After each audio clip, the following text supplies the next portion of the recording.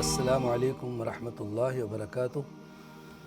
الحمدللہ رب العالمین والصلاة والسلام علی اشرف الانبیاء والمرسلین نبینا محمد وعلی آلہ وصحبہ اجمعین ومن تبعہم بإحسان الی یوم الدین۔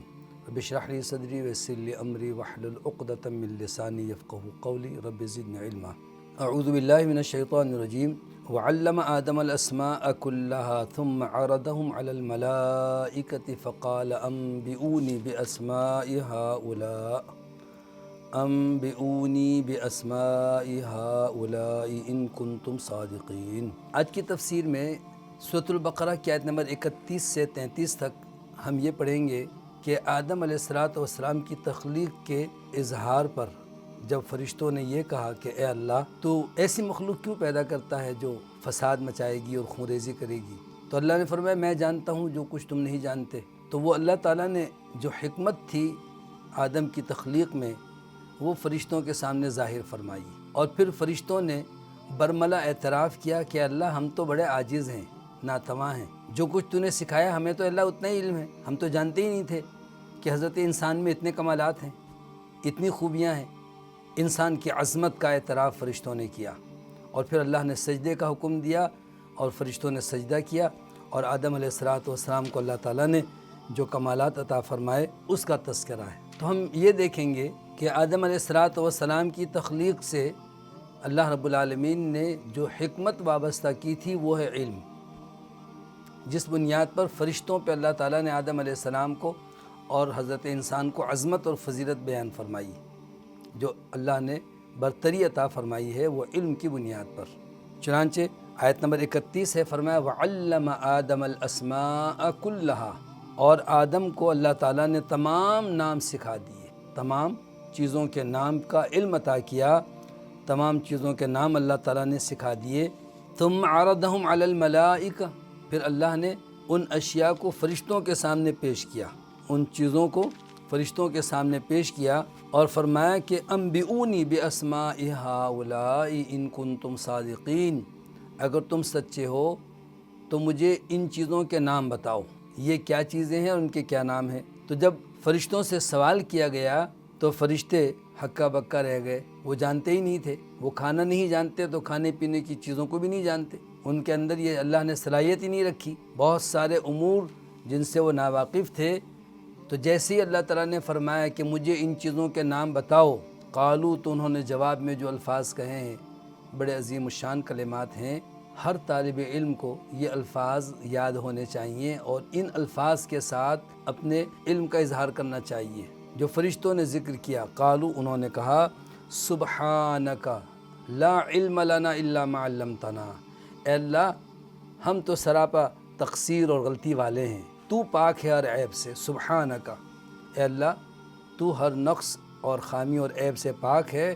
لا علم لنا الا ما علمتنا، ہمارے پاس کوئی علم نہیں ہے مگر اتنا ہی جتنا تو نے ہمیں سکھایا، یعنی تو نے ہمیں جو کچھ سکھایا ہے، اے اللہ ہم تو وہ جانتے ہیں، ہم جانتے ہی نہیں کہ کیا چیزیں ہیں، ان اشیاء کے نام کیا ہیں، ان کے فوائد کیا ہیں۔ انک انت العلیم الحکیم، یقیناً تو ہی ہے سب کچھ جاننے والا، نہایت حکمت والا۔ جب فرشتوں نے یہ الفاظ کہے تو اللہ رب العالمین نے پھر آدم علیہ السلام سے فرمایا، قال یا آدم، اے آدم، انبئہم باسمائہم، ان اشیاء کے نام ذرا ان کو بتلاؤ، ان چیزوں کے نام سے ان کو آگاہ کرو، ان کو بتاؤ کہ کیا کیا چیزیں ہیں۔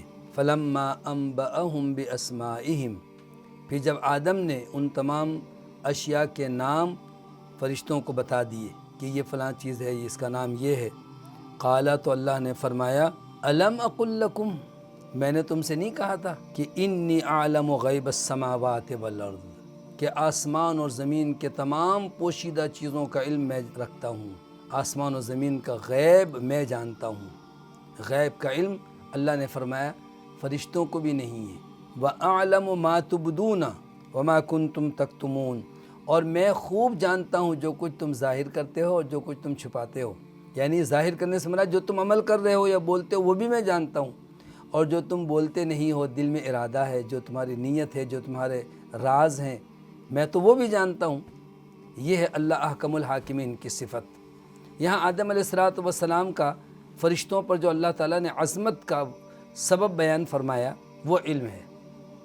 آج انسان اگر اس علم کی بنیاد پر ترقی کر رہا ہے تو دنیا کا علم سیکھ کر دنیا میں ترقی کر رہا ہے، اگر دین کا علم سیکھے گا تو آخرت کی ترقی اس کو میسر آئے گی۔ اگر قرآن کا علم حاصل کرے گا، دین کا علم حاصل کرے گا تو دنیا تو پیچھے پیچھے آئے گی ہی آئے گی، لیکن اس کی آخرت سنور جائے گی۔ یاد رکھیں علم سے مراد آگہی ہے، شعور ہے، جاننا ہے، لیکن اصلاً علم وہ ہے جو آسمان سے اللہ نے اتارا ہے۔ جو دنیاوی اور زمینی حقائق ہیں یہ سب فنون ہیں، یہ سب انسان سیکھ لیتا ہے۔ یاد رکھیں علم کی دو قسمیں ہیں، ایک علم ضروری ہے اور ایک علم ضروری نہیں ہے، اختیاری ہے۔ آپ چاہیں تو جان لیں، چاہیں تو نہ جانیں، کوئی فرق نہیں پڑتا۔ مثلاً دنیا کا ہر شخص ڈاکٹر نہیں ہے تو کیا کرتا ہے؟ ضرورت کے وقت ڈاکٹر سے رجوع کر لیتا ہے۔ ہر شخص انجینئر نہیں ہے، ہر شخص کاشتکار نہیں ہے، ہر شخص ڈرائیور نہیں ہے، ساری چیزوں کا علم ہر ایک کے پاس نہیں ہے۔ تو جس چیز کا اسے علم ہے وہ اس فن میں وہ اپنی مہارت اور اپنی صلاحیت کا جو ہے فائدہ اٹھاتا ہے۔ لیکن ایک علم ضروری ہے اور وہ ہے انسان کو اس چیز کا علم ہونا چاہیے کہ اس کا خالق کون ہے، کس نے پیدا کیا، اللہ کی معرفت، اللہ کے بارے میں علم حاصل کرنا، اللہ کون ہے، اللہ کی طاقت و قدرت کیا ہے، اس کا ہمارے ساتھ یہ جو برتاؤ ہے، اس نے ہمیں پیدا کیا، ہمیں ساری نعمتیں عطا کیں، تو اس کے بارے میں ہمیں کیا نظریہ اور عقیدہ رکھنا چاہیے۔ خالق کے بارے میں علم یہ بنیادی علم ہے، اور فطرت میں اللہ نے یہ علم ہر ایک کو ڈال دیا ہے۔ نبی کریم صلی اللہ علیہ وسلم نے ارشاد فرمایا ما من مولود یولد الا علی فطرت الاسلام، ہر پیدا ہونے والا بچہ اسلام پر پیدا ہوتا ہے، توحید پر پیدا ہوتا ہے، اپنے خالق کا اس کے دل میں پہلے سے نظریہ موجود ہوتا ہے کہ کسی نے مجھے پیدا کیا ہے۔ اسی لیے جب بچہ یا انسان چاہے وہ جوان ہو بوڑھا ہو، جب بھی پریشان ہوتا ہے تو آسمان کی طرف نگاہیں اٹھاتا ہے، آسمان کی طرف ہاتھ اٹھاتا ہے، اوپر سے مدد کی اس کو جو ہے توقع ہوتی ہے۔ تو خالق کے بارے میں عقیدہ کہ اللہ ہمارا خالق اور مالک ہے، رازق ہے، اور اس کے حکم پر اس کی عبادت کرنا ہم پر فرض ہے۔ اللہ کا علم، اللہ نے جس نظام کے تحت ہمیں عبادت کا حکم دیا ہے، یعنی اس دین کا علم سیکھنا ضروری ہے، یعنی دین اسلام کا علم یہ لازمی ضروری ہے، یہ اختیاری نہیں ہے کہ کچھ لوگ عبادت کریں اور باقی کچھ لوگ منمانی زندگی گزارتے رہیں۔ جو لوگ اس علم سے دور ہیں، اللہ نے فرمایا ہے کہ وہ لوگ تو یاکلون کما تاکل الانعام، جانوروں کی طرح بس کھانے کے لیے پیدا ہوئے، والنار مثوی لہم، ان کا ٹھکانہ جہنم ہے۔ یہ بات ہم اپنے بچوں کو بچپن سے سکھائیں کہ 3 چیزوں کا علم ضروری ہے۔ ہمارے بچوں میں 3 چیزوں کا علم آنا چاہیے کہ ہمارا خالق کون ہے، نمبر 2 ہمیں اس نے کس لیے پیدا کیا ہے، یعنی کس نظام کے تحت ہمیں زندگی گزارنی چاہیے، وہ دین اسلام ہے، اور پھر جس نظام کو ہم اپنا رہے ہیں اس کے لیے آئیڈیل کون ہے، نظام لانے والا کون ہے، یعنی محمد الرسول اللہ صلی اللہ علیہ وسلم کی شخصیت، آپ کا تعارف، آپ کا منصب نبوت ہمیں معلوم ہونا چاہیے کہ آپ نے کیا ارشاد فرمایا، نبی کریم صلی اللہ علیہ وسلم نے کس طرح سے عمل کیا ہے، وہ ہمارے لیے نمونہ ہے۔ تو اللہ کے بارے میں، دین کے بارے میں، نبی صلی اللہ علیہ وسلم کے بارے میں علم حاصل کرنا ہر شخص پر لازم ضروری ہے۔ جو اس سے دور رہا وہ بڑے خسارے میں ہے، یہ اختیاری نہیں ہے۔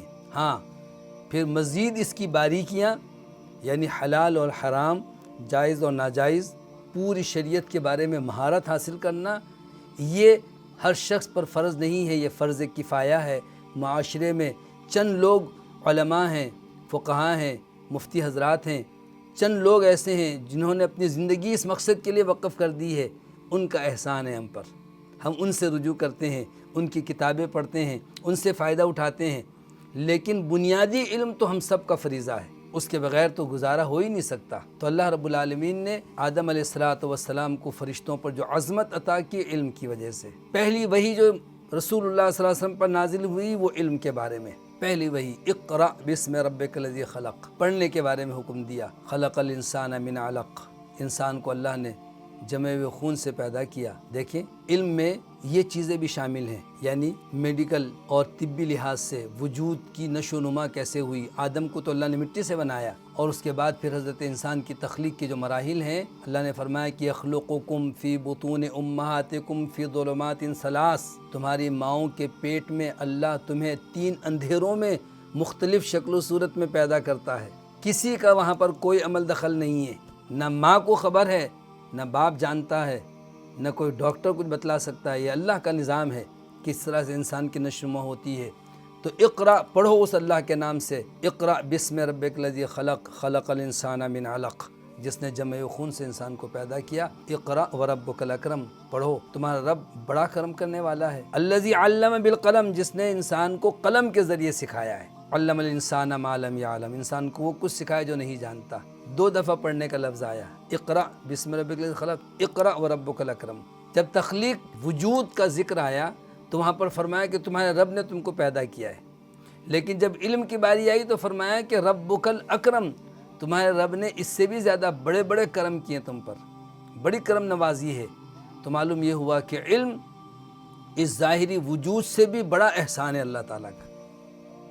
اللہ نے جو علم عطا کیا، الذی علم بالقلم، پھر قلم کا اللہ نے ذکر کیا، قلم کے تقدس کا ذکر کیا، اور فرمایا کہ انسان کچھ نہیں جانتا تھا، اس نے سب کچھ سکھایا ہے۔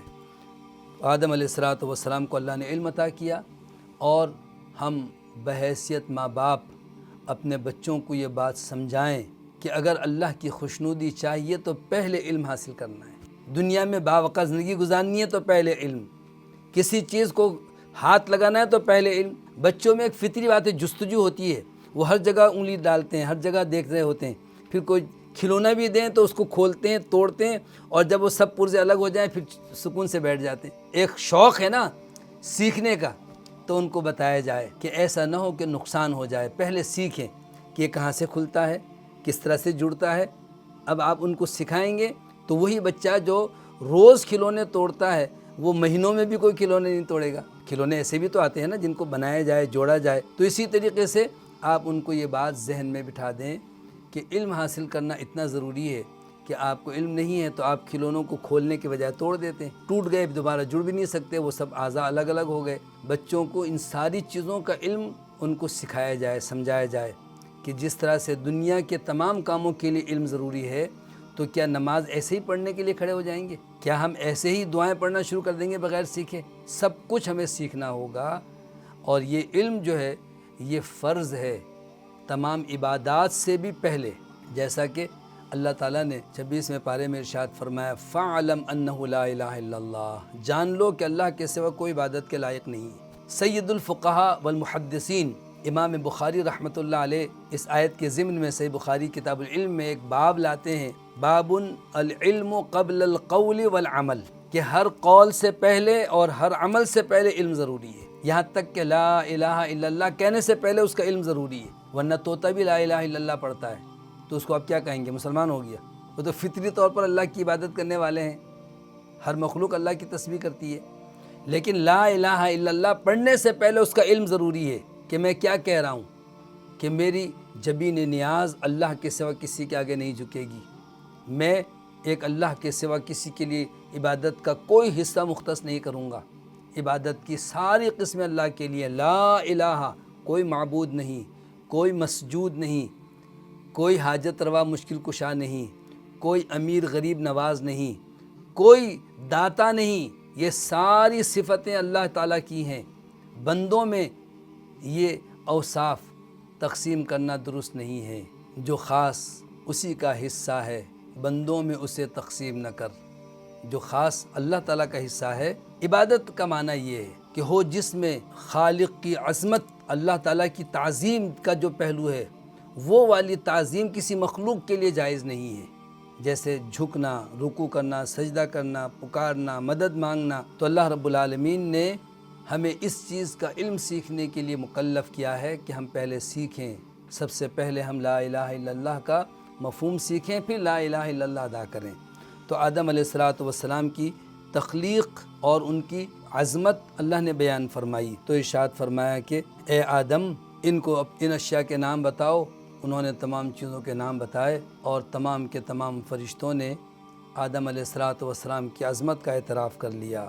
چنانچہ اللہ نے ارشاد فرمایا وَإِذْ قُلْنَا لِلْمَلَائِكَةِ اسْجُدُوا لِآدَمَ، ہم نے فرشتوں سے کہا کہ آدم کو سجدہ کرو، جس کی عظمت کا تم نے مظاہرہ کیا، مشاہدہ کیا، جس کی قابلیت تم نے دیکھ لی اور سن لی، اب چلو سجدہ کرو۔ فَسَجَدُوا، تو سب نے سجدہ کیا، تمام کے تمام فرشتوں نے آدم علیہ السلام کے سامنے سجدہ کیا، الا ابلیس، سوائے ابلیس کے، ابا، اس نے انکار کر دیا، میں سجدہ نہیں کروں گا، واستکبر، اور تکبر کیا، اپنے آپ کو بڑا سمجھا، وکان من الکافرین، اور وہ کافروں میں سے ہو گیا۔ آدم علیہ السلام کی عظمت کا جب فرشتوں کے سامنے اللہ نے اظہار کیا اور اللہ نے حکم دیا سجدہ کرو، یہ جو سجدہ تھا یہ رسول اللہ صلی اللہ علیہ وسلم کی شریعت سے پہلے سجدہ کرنا جائز تھا، اس لیے قرآن مجید میں اور بھی سجدوں کا ذکر ہے۔ سورہ یوسف میں ہے کہ جناب یوسف علیہ السلام نے بچپن میں خواب دیکھا تھا کہ 11 ستارے، سورج اور چاند کو سجدہ کر رہے ہیں، اور پھر سال ہا سال کے بعد، نہ معلوم بعض مفسرین کہتے ہیں 40 سال، بعض کہتے ہیں 80 سال بعد، ایک طویل عرصے کے بعد جب یہ بچے جوان ہوئے اور مصر کے حاکم بن گئے اور ان کے والدین اور سارے بھائی وغیرہ وہاں مصر پہنچے، تو یوسف علیہ السلام اس دور کے قانون کے مطابق جب بادشاہ تھے، تخت پر بیٹھے ہوئے تھے، تو والد، والدہ اور 11 بھائیوں نے سجدہ کیا۔ تو یوسف علیہ السلام کہنے لگے کہ یا ابتی ھذا تأویل رؤیایا من قبل قد جعلها ربی حقا، یہ تو بچپن میں جو میں نے خواب دیکھا تھا اس خواب کی تعبیر ہے جو اللہ نے سچ کر دکھائی، یہ سورج اور چاند اور 11 ستارے مجھے سجدہ کر رہے ہیں۔ تو ماں باپ نے اور 11 ستاروں نے یعنی 11 بھائیوں نے سجدہ کیا اور فرشتوں نے آدم علیہ السلام کو سجدہ کیا۔ جب ہجرت حبشہ کے موقع پر مسلمان حبشہ چلے گئے اور پھر مشرکین کی افواہ پر کہ ہماری صلح ہو گئی ہے، واپس آئے تو پتہ چلا کہ ابھی تک مسلمانوں پر ظلم اور ستم جاری ہے، پھر دوبارہ وہ ہجرت کر کے حبشہ چلے گئے۔ تو حبشہ کے حالات، وہاں کے واقعات بیان کرتے ہوئے صحابہ نے عرض کیا کہ اللہ کے رسول صلی اللہ علیہ وسلم، حبشہ کے لوگ اپنے بادشاہ کو سجدہ کرتے ہیں، اپنے نوابوں، رئیسوں اور بزرگوں کے آگے سر جھکا دیتے ہیں، آپ زیادہ حقدار ہیں کہ ہم آپ کو سجدہ کیا کریں۔ تو رسول اللہ صلی اللہ علیہ وسلم نے ارشاد فرمایا کہ اگر روئے زمین پر اللہ کے سوا کسی کے لیے سجدہ جائز ہوتا تو میں بیوی سے کہتا وہ شوہر کو سجدہ کرے، عورت اپنے شوہر کے آگے سجدہ کرے اگر کسی کے لیے سجدہ جائز ہوتا تو، جو کہ جائز بات ماننے کے لیے بھی بعض عورتیں تیار نہیں ہیں۔ اگر سجدہ کا حکم ہوتا تو یاد رکھیں، عورت اپنے شوہر کے آگے جتنی زیادہ اللہ کے حکم کے مطابق فرما بردار ہوگی اسی قدر وہ نیک کہلائے گی۔ بحث، تمہیز، لڑائی جھگڑے اور بیجا تنقید اور اعتراض اور اس کی اچھائیوں پر ناشکری کرنا یہ اللہ کو سخت ناپسند ہے۔ تو رسول اللہ صلی اللہ علیہ وسلم نے منع کر دیا کہ اللہ کے سوا کسی کے لیے سجدہ جائز نہیں ہے۔ جب رسول اللہ صلی اللہ علیہ وسلم کو سجدہ جائز نہیں ہے تو کسی پیر، ولی، بزرگ، کسی کے مزار اور کسی جگہ پر جھکنا یہ حرام ہے، شرک ہے، کبیرہ گناہ ہے۔ صحابہ نے پوچھا کہ پھر ہم رکوع کر لیں؟ فرمایا یہ بھی جائز نہیں ہے۔ صحابہ نے عرض کیا کہ ہم جھک لیا کریں؟ فرمایا یہ بھی جائز نہیں ہے۔ یاد رکھیں، والدین بالخصوص اپنے بچوں کو بچپن میں سلام کے طور پر یہ اپنے ہاتھ اپنے پیشانی پہ لے جانا سکھاتے ہیں، یہ بھی سلام کا طریقہ شرعاً درست نہیں ہے۔ اس کا مطلب یہ کہ یہ پیشانی میں جھکاتا ہوں، یہ لکھنوی آداب اور یہ سلام کا طریقہ درست نہیں ہے۔ یہ والا ماتھا صرف ایک اللہ کے آگے جھکے گا بس۔ سلام تو مصافحہ ہے، یا اگر دور ہو تو ہاتھ سے اشارہ کر دیتے، یہ والا سلام بھی جائز نہیں ہے۔ تو آدم علیہ السلام کو جو سجدہ کیا تھا اس میں تعویل کی ضرورت نہیں ہے کہ جھک گئے تھے یا یوں کیا تھا، نہیں، سجدہ تھا، جائز تھا۔ سجدہ ہے حرام ہے، اب ہماری شریعت میں رسول اللہ صلی اللہ علیہ وسلم نے سجدے کو منع کر دیا، ختم ہو گئی بات۔ اس دور میں تو بہت ساری چیزیں پہلے جو حلال تھیں وہ حرام ہیں، پہلے حرام تھی اب حلال ہو گئی۔ رسول اللہ صلی اللہ علیہ وسلم کی شریعت کے ہم پیروکار ہیں، اس سے کوئی یہ استدلال نہ کرے کہ جب فرشتے سجدے کر سکتے ہیں، فرشتے آدم کو سجدہ کر سکتے ہیں تو ہم بھی سجدہ کرنے لگ جائیں، نہیں، سجدہ صرف ایک اللہ کے لیے ہوگا۔ تو اس کی تفصیل انشاءاللہ اگلی نشست میں ہم پڑھیں گے۔ فرشتوں نے سجدہ کیا اور ابلیس نے کیوں انکار کیا اور انکار کی وجہ سے اس کا نتیجہ کیا نکلا۔ ہمیں جب اللہ کا حکم ملے تو ہمیں اس کی اطاعت کرنی چاہیے اور نافرمانی سے بچنا چاہیے۔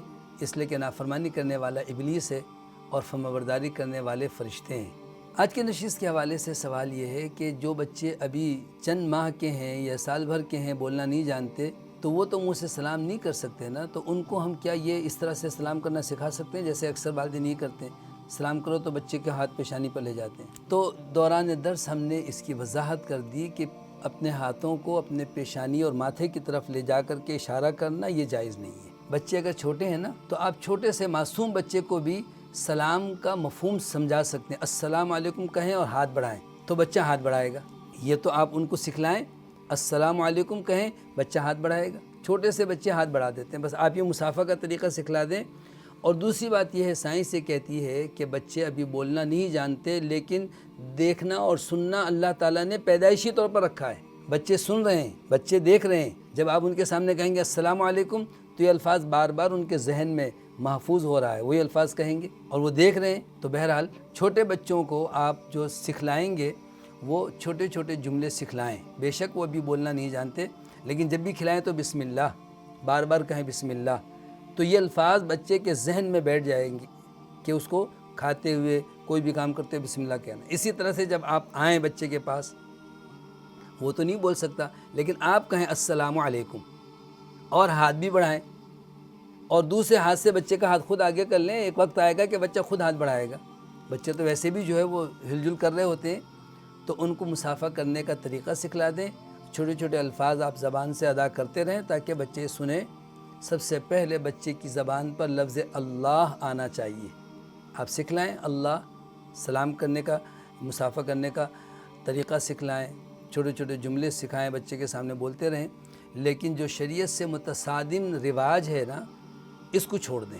یہ شریعت سے متصادم ہے کہ اس طرح سے آداب سکھلاتے ہیں، بچے کا ہاتھ یہاں لے جاتے ہیں اور کہتے ہیں سلام کرو، سلام کرو، تو بچہ یوں کر رہا ہوتا ہے۔ یہ صحیح نہیں ہے، یہ شریعت کے بنیادی عقیدے کے منافی ہے۔